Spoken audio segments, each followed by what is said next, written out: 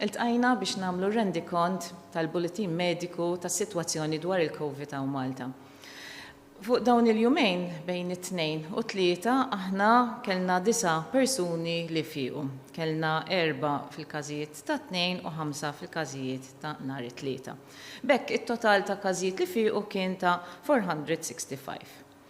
Aħna bqajna għaddejjin bit-testijiet tagħna u it-tnejn sibna 11 il-każ li huwa pożittiv minn 1519 tests li għamilna u l-bieraħ sibna 15 il-każ ieħor minn 1670 tests li għamilna. Bekk it-total issa ta' każijiet li huwa pożittivi huwa ta' 584 minn 54,866. U it-total ta' każijiet li huwa attivi huwa ta' 113. Mela, dawk il-każijiet, id-9 każijiet li kienu li fiequ. Mill-erba li kellna nhar it-tnejn, kellna wieħed bejn 10 u 19 il-sena, 2 bejn 20 u 29 sena u wieħed bejn 30 u 39 sena. Dawk li kellna l-bieraħ li fiequ l-5 kienu wieħed bejn età ta' 10 u 19 sena, 2 bejn 20 u 29 sena u 2 bejn 40 u 50 sena. Il-każijiet li kellna bejn dawn il-jumejn li jgħoddu 26 każ. Kellna 10 minnhom li kellhom is-sintomi. Fosthom kellna 2 tfal ta' 10 snin. Ta' sentejn. L-ewwel wieħed huwa tifel Malti ta' sentejn li fit-19 ta' Mejju kellu id-diarrea u dan it-tifel allura ħadnieh biex jagħmel it-test u ħareġ pożittiv. Kellna tifel ieħor ukoll ta' sentejn li fit-18 ta' Mejju kellu id-deni u dan ħaduh biex jagħmel it-test u ħareġ pożittiv u bħalissa għaddejjin propju bil-contact tracing. Fost il-każijiet li għandhom is-sintomi għandna raġel Malti, student Malti ta' 15-il sena li fil-15 ta' Mejju kellu griżmeħju ġawħ u sturdut u dan il-persuna mar jagħmel it-test u ħareġ pożittiv. Kellna mara Maltija ta' 22 sena li fil-15 ta' Mejju kellha uġigħ ta' ras, diarrea u tuħ ta' nifs u din il-persuna kienet l-aħħar li ħadmet fit-8 ta' Mejju allura hemmhekk ma kienx hemm espożizzjoni għal nies li kienu fuq il-post tax-xogħol, però qegħdin nagħmlu it-tracing tal-familja u l-ħbieb tagħha. Raġel Malti ta' 33 sena li fi 17 ta' Mejju kellu sintomi ta' deni, tuħ ta' nifs, uġigħ ta' ras, uġigħ fil-muskoli, ejja u diarrea. Bħalma qegħdin taraw sintomi li huma tipiċi ħafna tal-COVID. Dan il-persuna kien qed jaħdem, però dan kien qed jaħdem waħdu ġal uffiċċju allura ma kienx hemm espożizzjoni għal persuni oħrajn u qed nagħmlu l-contact tracing tal-familja tiegħu. Għandna raġel Awċi ta' 56 sena li fil-15 ta' Mejju kellu is-sola. Dan huwa healthcare worker li propju jaħdem fl-Isptar Ġenerali ta' Għawdex u hemmhekk aħna dan issa qiegħed fuq iżolazzjoni u anke qegħdin nagħmlu il-contact tracing tal-pazjenti u anke tal-kollegi tiegħu. Mara Maltija ta' 59 sena li fit-12 ta' Mejju kellha diarrea u uġigħ ta' ras, mara ma taħdimx, taħdem id-dar u nagħmlu kontatti tal-familja tagħha. Raġel Malti ta' 67 sena li fi 17 ta' Mejju kellu uġigħ ta' ras, testja pożittiv u bħalissa qed nagħmlu contact tracing tal-familja tiegħu wkoll. Raġel Malti ieħor ta' 72 sena li kellu diarrea fi 17 ta' Mejju u contact tracing qegħdin nagħmlu tal-familja li dan huwa persuna li huwa irtirat. Mara Maltija ta' 82 sena, din hija residenti djar tal-anzjani u fit-18 ta' Mejju kellha tuħ ta' nifs, din iddaħlet l-isptar u ġiet pożittiva. Dawk kienu l-każijiet li kellna li kellhom is-sintomi. Għandna wkoll minn dawn il-każijiet għandna 5 persuni li propju kienu kuntatti ta' każijiet li aħna konna diġà nafu bihom u li dawn badnihom permezz ta' contact tracing u anke investigazzjoni. Għandna mara Maltija li fis-16 ta' Mejju kellha tuħ ta' toma u anka kella runny nose u dinja healthcare worker li taħdem Ford fejn kellna numru ta' każijiet kienet diġà qiegħda f'kwarantina sa minn meta aħna sibna l-każijiet fid-9 ta' Mejju. Fl-14 ta' Mejju kienet diġà ttestjata u kienet ħarġet negattiva, però la darba rajna li kellha sintomi u mbagħad waqt li anke kienet fil-kwarantina rġajna ttestjajnija u hemmhekk ħarġet pożittiva. Allura hemmhekk inti kellek fejn il-contact tracing u l-public health, ix-xogħol tal-public health ħadem għaliex hemmhekk inti l-persuna ma kienx qiegħda fis-sala u ma tkunx iktar esposta għal ħaddieħor. Għandna raġel Malti ta' 68 sena li dan propju kien pazjent fis-sala fejn kellna numru ta' każijiet, kien fieq mill-kundizzjoni li kellu intbagħat id-dar, però intbagħat fuq kwarantina peress li int il-pazjenti kollha aħna anke dawk li marru d-dar xorta żammejna għajnejna fuqhom u fuq kwarantina u mbagħad kellu bżonn jerġa' jidħol l-isptar u anke reġa' ġie ttestjat u hemmhekk ħareġ li huwa pożittiv. M'għandu l-ebda sintomi li huma relatati mal-COVID, però dan issa qiegħed jinżamm fl-Infectious Diseases Unit peress li huwa pożittiv. Għandna raġel Malti ta' 30 sena li dan fi 17 ta' Mejju kellu sola u kellu naqqas ta' toma u ta' xam u dan nafu li kien ukoll kuntatt, family contact ta' każ ieħor li huwa pożittiv u kien diġà qiegħed fuq kwarantina u pers li ħarġu l-sintomi għamilnilu testijiet u ħareġ pożittiv. Każ ieħor li huwa contact huwa hija marra ta' nazzjonalità Indjana ta' 27 sena li din hija healthcare worker li taħdem f'Caring Rec fejn kellna diġà pazjent hemmhekk u din kienet qiegħda f'kwarantina u bqajna għaddejn insegwuha żviluppat is-sintomi fit-12 ta' Mejju b'uġieħ fil-muskoli, ejja u ġieħ ta' ras u hemmhekk ħarġet pożittiva. Għandna wkoll persuna oħra, raġel ta' 35 sena, li dan ma kellu l-ebda sintomi, però kien kuntatt ta' persuna oħra li kien fuq il-post tax-xogħol tiegħu u hemmhekk dal-persuna lura issa wkoll sibna li huwa pożittiv u qiegħed ukoll f'iżolazzjoni. Dak kienu il-każijiet li kellna li kienu bħala kuntatti.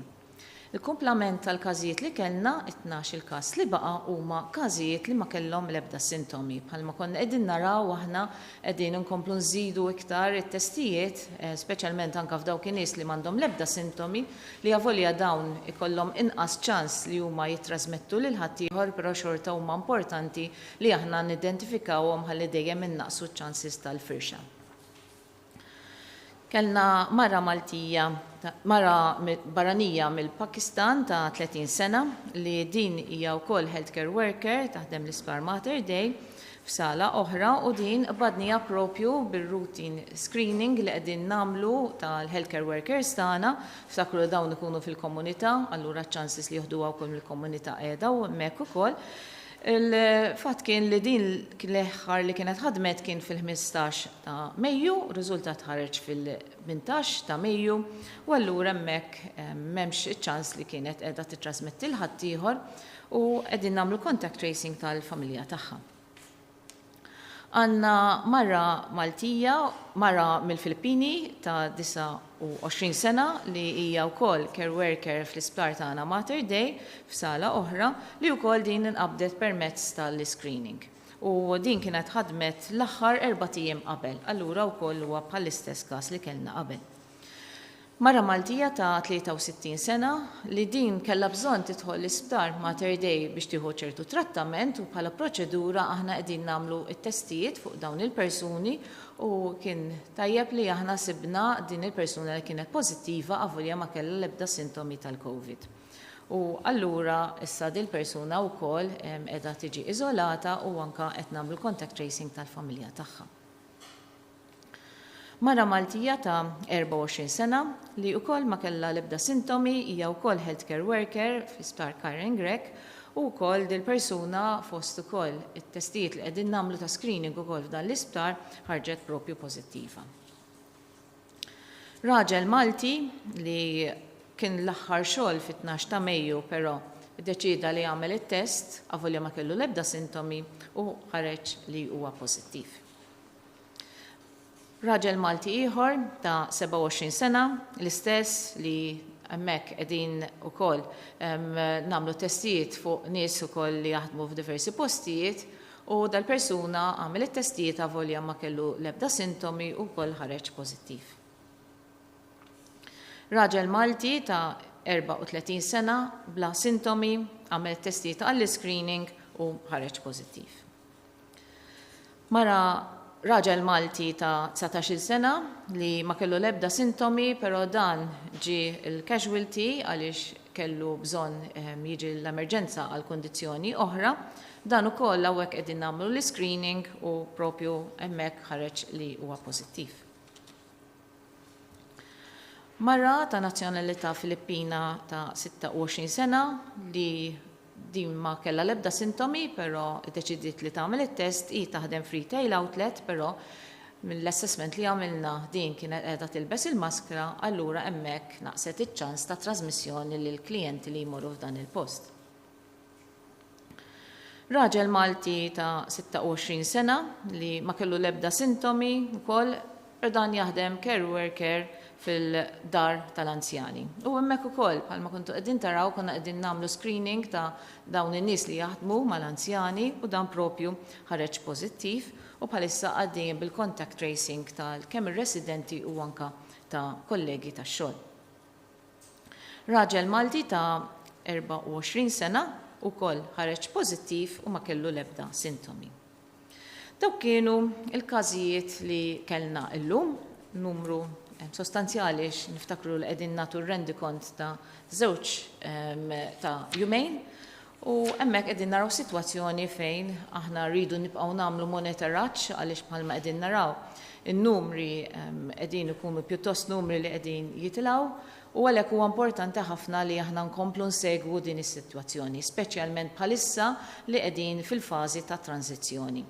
U minn hawnhekk bħalma smajtu l-appell tiegħi huwa wkoll li aħna qegħdin nagħmlu rilaxx ta' ċertu miżuri, però importanti ħafna li aħna naraw li dawk il-miżuri li huma marbutin ma' mezzi ta' mitigazzjoni jridu jiġu osservati minn kulħadd. Għaliex aħna ma nistgħux f'din is-sitwazzjoni naffordjaw li jkun hemm rilaxx ta' miżuri imma il-mitigazzjonijiet ma jiġux segwiti. Dan huwa mod li aħna nistgħu nikkontrollaw is-sitwazzjoni, nafu li l-virus qiegħed hemmhekk, il-virus għadu qiegħed fil-komunità ma' kulħadd u allura aħna dejjem irridu noqogħdu kawteli ħafna għas-sitwazzjoni.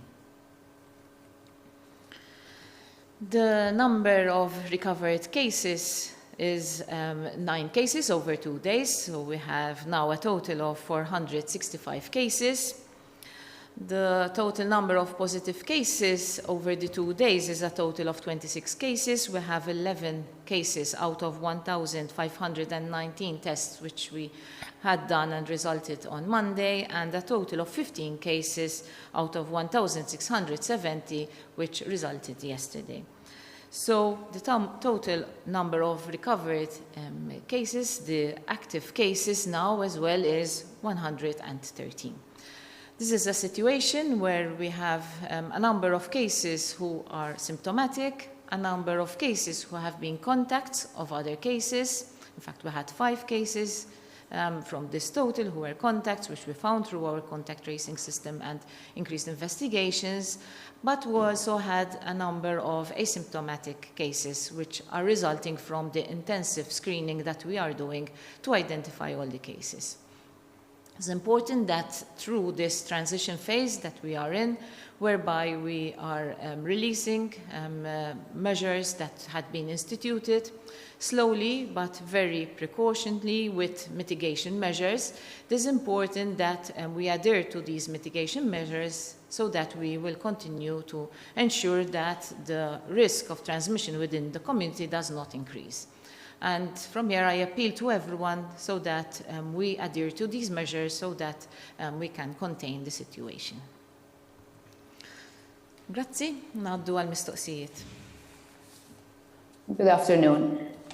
Professor Gauci, doctors have come out saying that the situation is not as stable as the health authorities are making it out to be, and they've also warned about a second wave. What's your position on this, and do you agree with the doctors? And on public transport, who is monitoring the wearing of masks by passengers on buses? Thank you. Okay. Mela, fuq is-sitwazzjoni bħalma kont qed taraw aħna qegħdin kuljum nagħtiwkom ir-rendikont tas-sitwazzjoni tal-każijiet.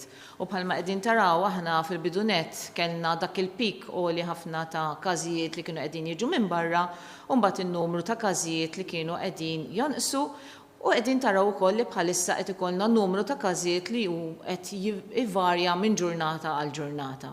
Aħna qegħdin naraw li s-sitwazzjoni qiegħda hemmhekk fejn inti għandek numru ta' każijiet li huma preżenti fil-komunità tagħna, numru ta' każijiet li hemm minnhom li għandhom is-sintomi, hemm minnhom li sibnihom aħna permezz tal-contact tracing u hemm numru wkoll ta' każijiet li m'għandhom l-ebda sintomi. Aħna lina iktar ħaġa importanti hija l-ewwel net li nidentifikaw il-każijiet ħalli dawn inżommuhom f'iżolazzjoni u li inti tara li dawk in-nies li jkunu f'kuntatti magħhom dawk ukoll jiġu kwarantinati u anke follow up ħalli jekk jiżviluppaw is-sintomi aħna nkun nistgħu ntuhom il-kura li hemm ħtieġa. Għalhekk aħna propju żidna t-testijiet li qegħdin naraw. Bħalma taraw Malti hija waħda mill-iktar pajjiżi li għamlu testijiet per capita. U dan qegħdin nagħmluh biskop għaliex aħna rridu nagħmlu żgur li l-każijiet li jkun hemm minn barra aħna qegħdin naqbduhom. Fatti jekk tħares ukoll lejn il-pick-up rate li konna qed naqbdu, fil-bidunet bdejna naraw li kellna l-pick-up rate, ġifieri dak li taqbad in-numru ta' każijiet divided bejn il-numru ta' testijiet li konna qegħdin nagħmlu kienu li ħafna. Bħalissa għaliex vera tara n-numru ta' każijiet qed jitla, però anke n-numru ta' testijiet qiegħed jitla wkoll, jiġifieri hemmhekk il-pick-up rate naqas. Aħna rridu nibqgħu naqbdu l-każijiet kollha. U iva, kull persuna li huwa xjentifiku t-tobba kollha, il-professjonisti tas-saħħa kollha u n-nies kollha jafu li aħna għandna sitwazzjoni naqblu magħhom kompletament u għalhekk hija l-pożizzjoni tagħna wkoll li aħna nafu li hemm il-virus qiegħed hemm barra. U għalhekk aħna li meta qegħdin nagħmlu dawn il-miżuri li inti tista' tibda tirrilaxxa ma nistgħu qatt immorru f'din is-sitwazzjoni li inti jkollok rilaxx ta' miżuri li ma jkollhomx mezzi ta' mitigazzjoni.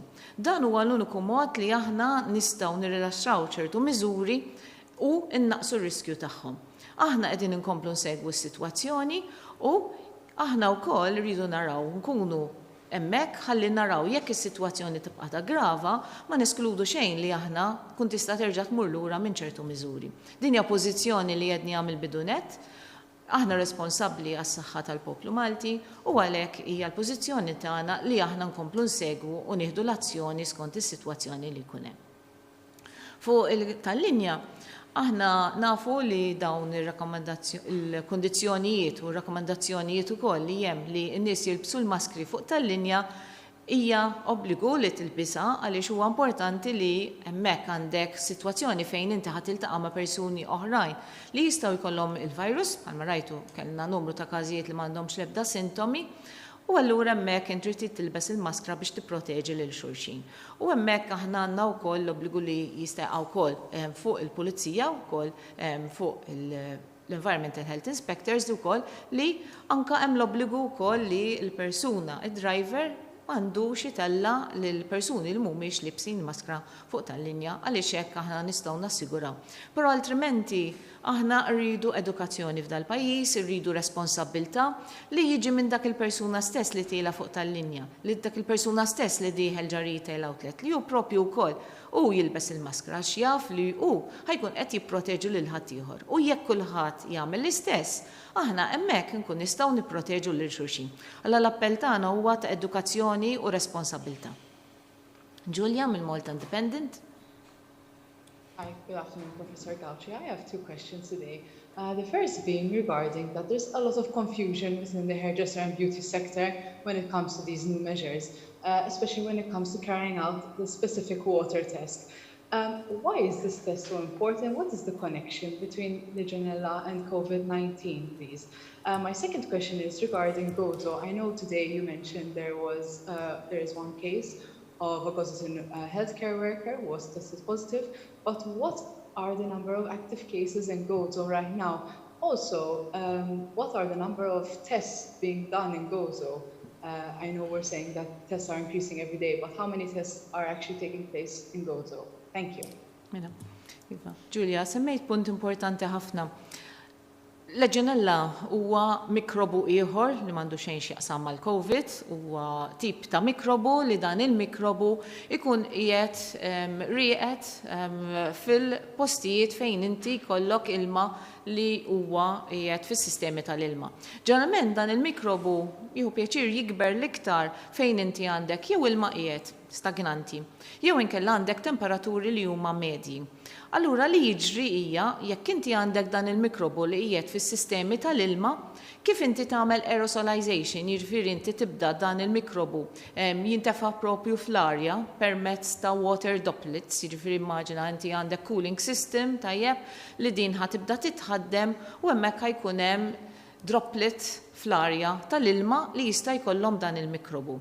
U hemmhekk il-persuna mbagħad jinħejlija. Hemmhekk inti għandek riskju ta' Legionella. Legionella tikkaġuna mart tal-pulmun u huwa vera għandek sintomi li huma simili ta' COVID avvanzata, però huwa mikrobu kompletament differenti. X'inhu l-importanza tas-sitwazzjoni li għandna bħalissa? Jien semmejt li dan il-mikrobu tal-Legionella jikber fil-ma li jkun qiegħed. Allura jekk issa aħna nafu li għandna stabbilimenti li l-om għaluqin għal numru ta' ġimgħat, allura hemm ċans li dawn l-ilma ma kienx qiegħed jiċċirkola, allura jista' jkun iċ-ċans li dan il-mikrobu trabba ġa dawn il-pajpijiet u s-sistemi tal-ilma. Però għandek differenza milli inti għandek pereżempju hairdresser jew beauty salon li huma ħanut, hemm sistemi li huma żgħar u għandek pereżempju tank tal-ilma biss minn fuq il-bejt, huwa kompletament differenti milli inti għandek hotel li għandha sistemi ta' cooling system li inti ikollok sistema li hija ħafna ikbar.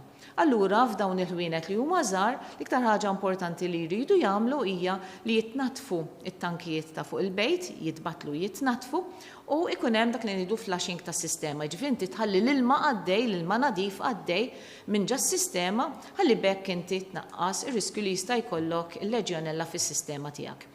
Nerġa' nirrepeti, jekk inti tixrob tazza ilma li fija il-Legionella din ma ħatamillek xejn. Però jekk inti jkollok aerosolization ta' dan l-ilma droplets fl-arja, iva hemmhekk jista' jkollok ukoll infezzjoni tal-persuni li qed jinħejlja dawn il-water droplets. U għalhekk li għamilna dis-sistema. Jekk għandek sistemi li huma kbar, hemmhekk ukoll hemm il-leġiżlazzjoni tal-kontroll tal-Legionella fejn propju anka iridu jsiru ċertu testijiet regolari. U allura aħna nagħmlu din id-differenza bejn sistemi ta' ilma li huma żgħar tipiċi bħal manna fid-djar tagħna minn sistemi oħrajn. L-istess tagħmel jekk inti kellek post ta' villaġġatura li inti kien ilek ix-xitwa sħiħa ma tmurx ġa fiha. Jekk inti la darba ħadd tmur ġa fiha, għandek tagħmel l-istess li tnaddaf it-tankijiet, li inti tagħmel flashing tal-ilma ħalli żgur inti tnaqqas iċ-chances li jkun hemm dan it-tip ta' mikrobu. Saqsejtni wkoll fuq it-testijiet li saru l-isptar mill-ħab tagħna ġa Għawdex inkun nistgħu nagħtukom il-breakdown tagħna eżatti kemm propju saru testijiet fil-ħab ta' Għawdex u anke kemm saru testijiet fil-ħabs li għandna Malta. Adrian minn TVM. Insellimlek Prof Gawci. Meta jiftħu ristoranti nhar il-ġimgħa, kemm huwa sigur li persuni minn djar differenti jpoġġu madwar l-istess mejda u kemm għandhom joqogħdu l-bogħod minn xulxin? U dwar l-R factor, għandek indikazzjoni ta' fiex qiegħda? Grazie. Mela, fuq ristoranti, Iva, aħna rajna fuq evidenza ta' kif jinfirex dan il-virus, aħna nafu li dan il-virus jinfirex minn persuni li jkunu qegħdin iġorru dan il-virus għal persuna oħra jekk huma jkunu qegħdin f'distanza ta' rib ma' xulxin ta' 2 metri. U aħna ħadna dan bħala parametru. Allura, il-kondizzjonijiet tal-ftuħ tar-restorant huma l-ewwel nett li aħna qegħdin naraw li dawn ir-restaurants ikunu fuq barra. Għaliex meta inti għandek il-postijiet fuq barra, inti ħadd tnaqqas ir-riskju li inti jkun trasmess minn persuna għall-oħra. Barra minn hekk ukoll l-imwejjed minn ġenb għal ġenb irid ikun hemm bejniethom 2 metri. Ħalli jekk inti għandek persuna li setet qiegħda iġġor dan il-virus, hekk ma tkunx qiegħda tista' tgħaddija lil ħadd ieħor. Min wara minn mejda għal mejda, min wara irid tkun hemm distanza ta' metru. Dak huwa importanti ħafna. Issa wkoll aħna għamilna limitu ta' kemm jista' jkun hemm nies fuq il-mejda u dan għamilnieh limitu ta' 6. Li bħalma qegħdin taraw dan in-numru ta' 6 ukoll huwa parallel ukoll ma' dik il-liġi li aħna amendajna fejn inti jista' jkollok qabel kien ikollok gruppi ta' 4 li jista' jkun flimkien 4 min nies, issa żidnija għal 6. U allura wkoll jekk inti ħireġ ma' persuni barra l-familja tiegħek jista' jkunu sa massimu ta' 6. Però il-membri tal-familja dawn jistgħu jkunu l-membru tal-familja kollha li jgħixu fl-istess dar kollha flimkien. U għaliex indek sitwazzjoni li inti meta kont mal-membri tal-familja inti kont qiegħed tgħix magħhom allura kont diġà qiegħda espost għal ċertu mikrobi li seta' jkollhom. U allura bqajna b'dan il-prinċipju. Fuq l-R factor bħalma rajtu propju minn numri li qed ikollna issa bħalissa n-numru qabeż il-1 u dan huwa importanti għalhekk aħna qegħdin nagħmlu dan l-enfasi, għalhekk aħna ma nistgħux indaħlu miżuri li huma iktar ta' riskju għaliex nafu li hemm dan il-virus li għadu qiegħed jiċċirkola magħna. Aħna ma morniex biex ftaħna miżuri iktar ta' riskju oħrajn, b'eżempju bħalissa għadna ma ftaħniex l-iskejjel għaliex nafu li dawk huma iktar ta' riskju. U allura morna l dawk il-miżuri li jkollhom inqas riskju. Bħalma qegħdin taraw aħna qegħdin inkunu kawteli ħafna għaliex nafu x'inhija s-sitwazzjoni hemm barra minn dawn il-figuri li qegħdin propju jkollna. Nicole Milwan? Prof. Gawci, naf li l-autoritajiet tas-saħħa ħriġtu l-guidelines għal dawk il-ħwienet ta' sbuħija, imma naf li wkoll ikun hemm dawk li tikkomunikaw mal-awtoritajiet tas-saħħa. X'ħidma tissir min-naħa tagħkom ma nafx inti tiżuru wkoll xi ħwienet sabiex minn nhar il-ġimgħa kulħadd jibda jopera kif suppost. Iva, aħna minna dawn il-guidelines u anka kellna kollaborazzjoni wkoll minn nies li jaħdmu f'dan is-settur li huwa importanti ħafna għaliex aħna rridu naraw li bil-miżuri li ndaħlu min-naħa tagħna li huma bbażati fuq prinċipji ta' saħħa pubblika, aħna tara wkoll kif inhu l-aħjar mod li dawn il-persuni jkunu jistgħu jaħdmu kemm in-nies li jaħdmu fuq ix-xar, il-beauty therapist, ta' dwiefer, għaliex dan huwa importanti li aħna wkoll nkun nistgħu naħdmu flimkien. U għadna bħalissa qegħdin nirċevu diversi kummenti wkoll minn dawn in-nies li jaħdmu fis-settur u dejjem qegħdin nitalmu minnhom ukoll ħalli bekk aħna naraw li huma jkunu jistgħu jaħdmu però dejjem bil-miżuri ta' mitigazzjoni li huma bbażati fuq social distancing, bbażati fuq prinċipji li inti ma jkollokx ħafna nies ġal-ħanut li huwa limitat ukoll, u anke prinċipji li inti jkollok il-protezzjoni. Jiġifieri jekk inti għandek hairdresser, jew inkella beauty therapist, jew inkella nail artist, importanti li dawn ikunu libsin il-visor jew il-maskra.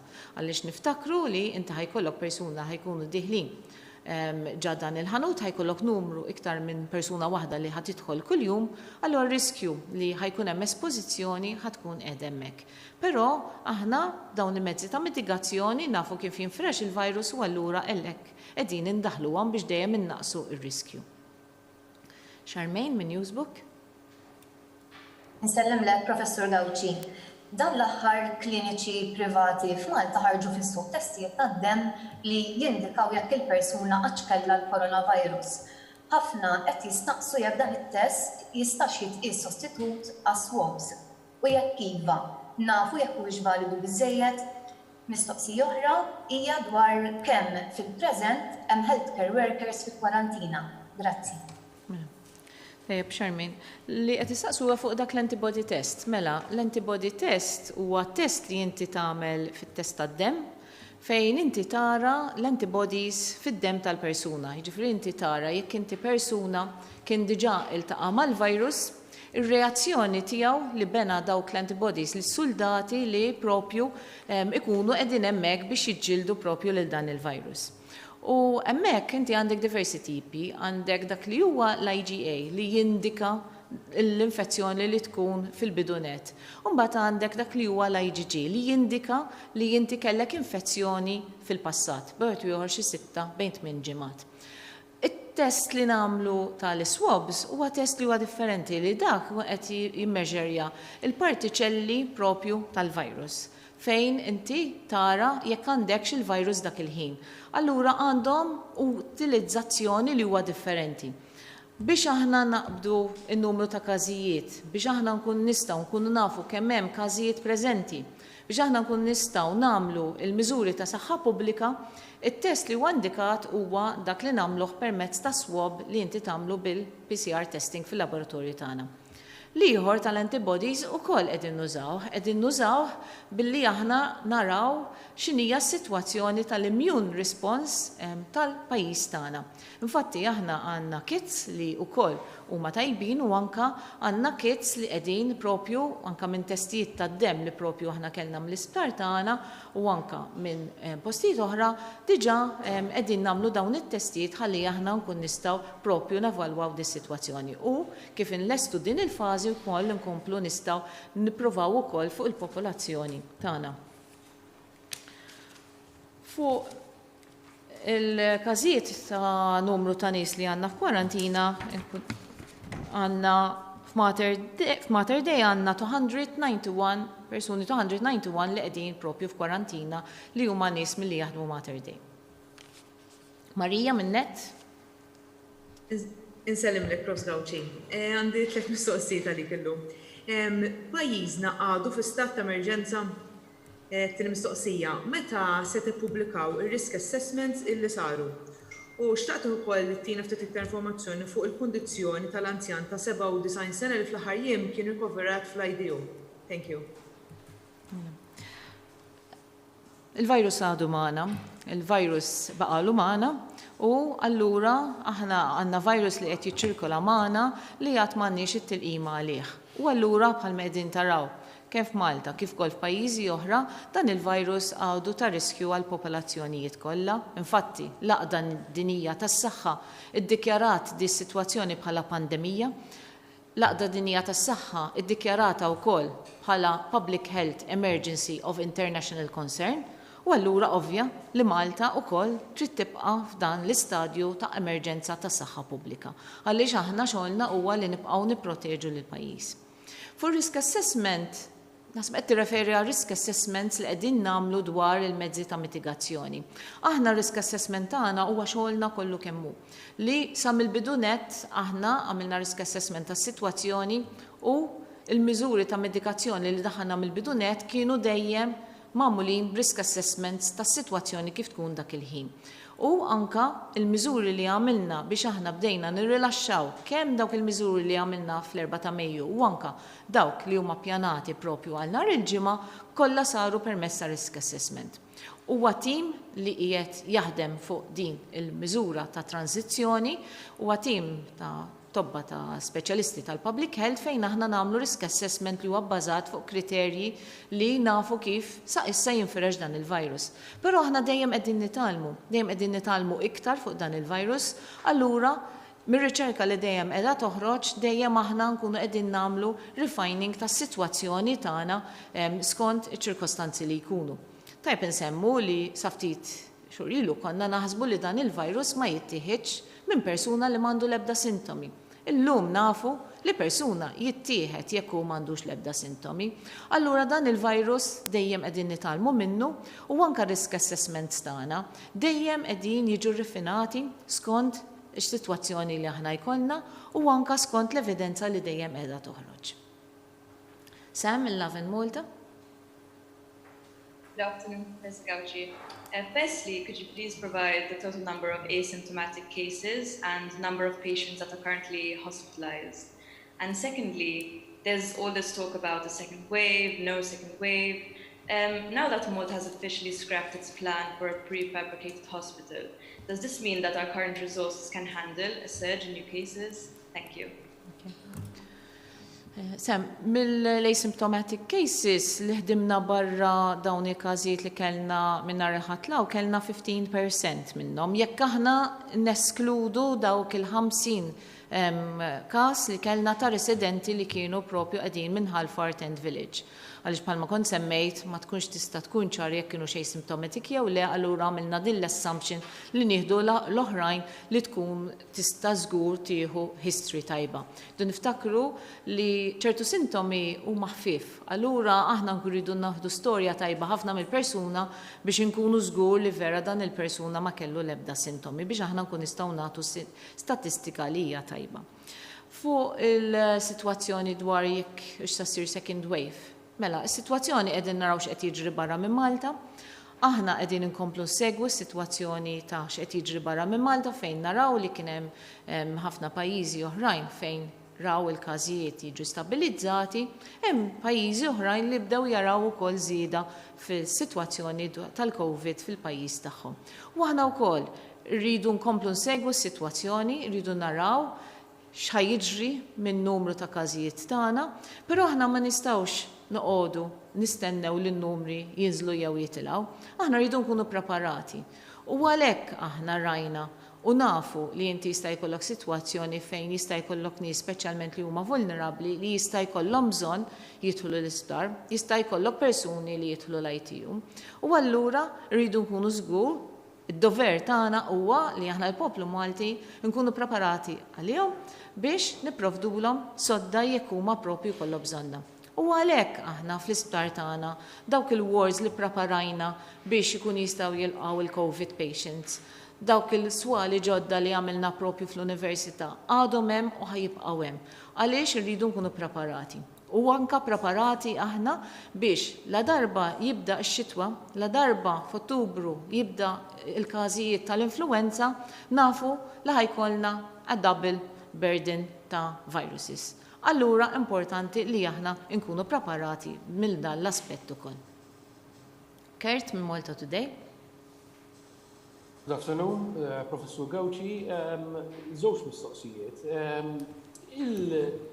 Iż-żieda li qed naraw fin-numru ta' każijiet pożittivi, ovvjament kienet mistennija la bdejna nlaxkaw numru ta' miżuri, però din iż-żieda hija in line mal-projections tagħkom ma' dak li kontu qed tistennew jew qiegħda iktar fuq, jew forsi inqas minn dak li kontu qed tistennew.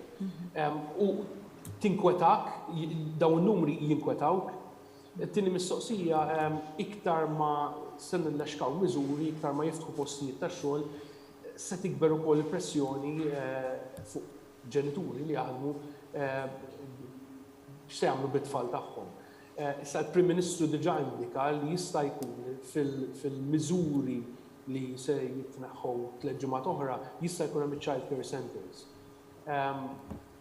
Inti llum qed ma niftħux l-iskejjel għax dawn ma post ta' riskju ikbar. X'inhu l-assessment tagħkom fuq child care centers?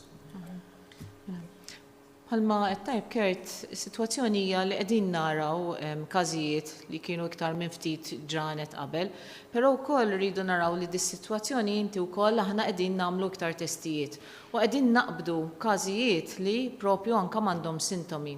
Fil-bidu meta bdejna ma konniex qegħdin naqbduhom dawk il-każijiet, ġifieri probabilità jista' jkun li dak iż-żmien kellna iktar każijiet li ma konniex nafu bihom ukoll.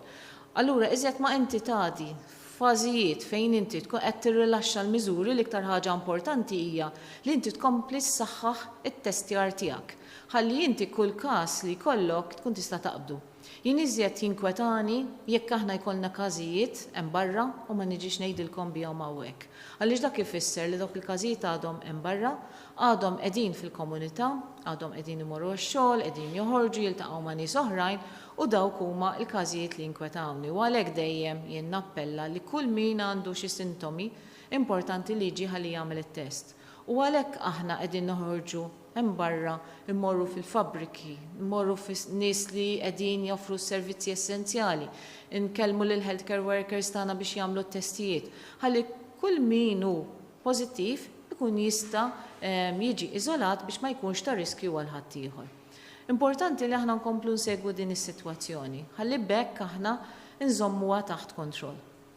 Fuq in-nies li jaħdmu u għandhom it-tfal żgħar, nifhmu li hawnhekk għandna sitwazzjoni fejn aħna tradizzjonalment jekk it-tfal ikun żmien li ma jkollhomx l-iskola kienu joqogħdu għand in-nannit.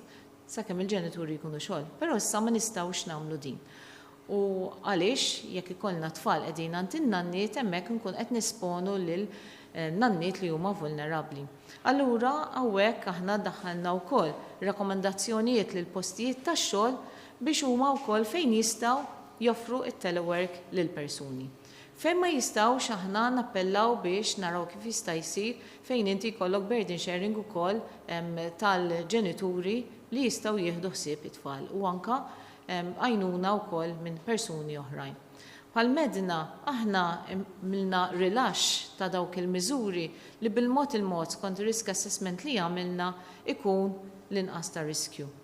Bħal med ukoll child care centers u anka l-skejjel ma stajniex niftħuhom f'dan il-grupp ta' miżuri li ftaħna għaliex għandhom iktar riskju minn dawn li propju ftaħna issa. U bħalissa aħna dejjem bil-proċess ukoll mal-entitajiet differenti biex naraw kif it-tranx li jkun imiss la darba tasal biex inti tkun f'pożizzjoni skont in-numri li jkollna jekk niftħux iktar ikunu preparati b'mezzi ta' mitigazzjoni wkoll. Għaliex ma nistgħux ikollna child care centers jew inkella l-iskejjel kif kienu qabel ma kellna dan il-virus. Palma qegħdin taraw, aħna flimkien qegħdin naħdmu biex f'dan il-perjodu ta' tranzizzjoni rridu nieħdu l-miżuri ta' medikazzjoni kollha li qegħdin għad-dispożizzjoni tagħna, naħdmu bil-għaqal, naħdmu li pass, naraw x'numa qed jgħidulna n-numri, naraw x'qed jgħidilna l-epidemioloġija kemm barra minn Malta kif ukoll hawn Malta u pass nkunu qegħdin nimxu flimkien. Dejjem rridu naraw li l-pubbliku Malti, min qed joffri s-servizzi, irrid propju jsegwi dawn il-mezzi ta' mitigazzjoni. Għaliex jekk aħna ma jiġux segwiti dawn, hemmhekk il-miżura tkun telqet il-mitigazzjoni tagħha u jerġa' jogħla r-riskju tagħha.